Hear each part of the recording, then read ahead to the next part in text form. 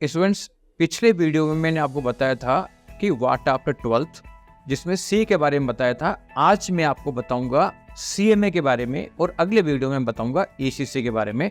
तो पहली बात तो डिस्कस करूंगा कि सीएमए कोर्स किन स्टूडेंट्स को करना चाहिए, इसमें कब अटेम्प्ट करना है और कितना इजी है या टफ है, ये अपन डिस्कस करेंगे।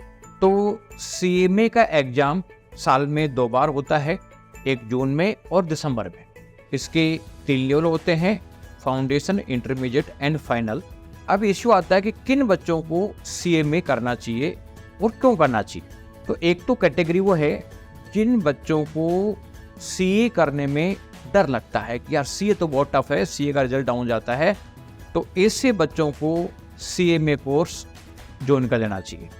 दूसरा, जिन बच्चों ने सीए का एग्ज़ाम दिया, सीए फाउंडेशन का एग्ज़ाम दिया, 1 ट्राई किया, 2 ट्राई किया, नहीं हुआ, बेटर है कि उनको सीए छोड़ के सीएमए चालू कर देना चाहिए।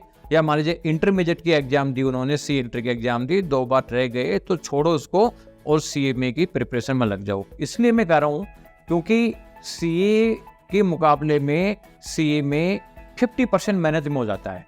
यानी जो बच्चा सीए नहीं कर पा रहा, अगर वो सीएमए में लगेगा तो इजीली वो पास हो जाएगा और पैकेजेज में भी कोई ज़्यादा डिफरेंस नहीं है। तो अब इसकी प्रिपरेशन कब स्टार्ट करनी है, यह भी इश्यू है। तो इसका एग्ज़ाम जून और दिसंबर में होता है।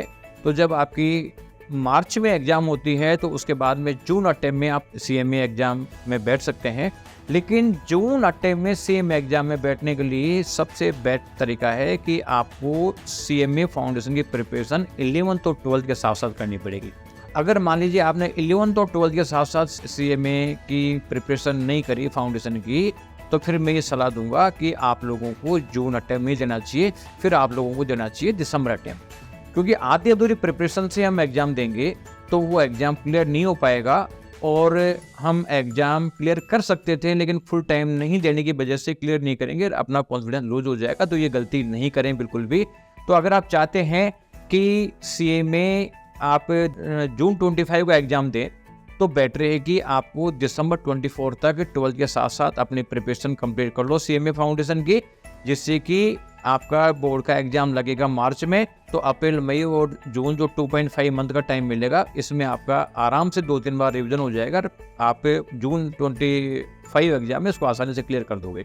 जो बच्चे अभी 11th में पढ़ रहे हैं, सीएमए करना चाहते हैं, तो बेटर है कि वो अपनी प्रिपरेशन 11th और 12th के साथ साथ कंप्लीट कर दें।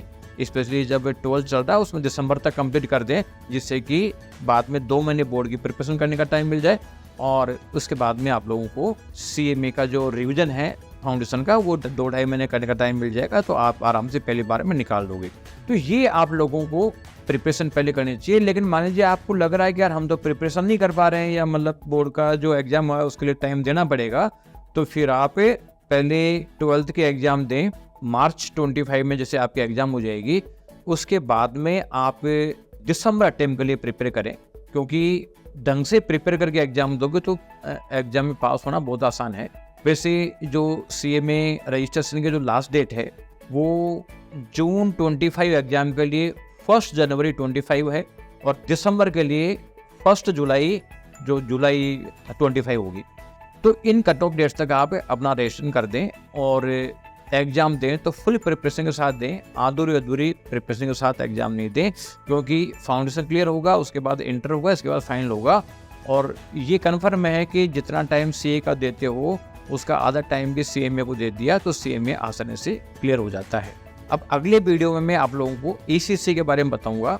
अब एसआई का यूट्यूब चैनल सब्सक्राइब करके रखें, जिससे कि आपको एसीसी के बारे में भी पूरी ढंग की नॉलेज मिल जाए। वो भी बहुत अच्छा जो है करियर ऑप्शन आपके लिए अवेलेबल है।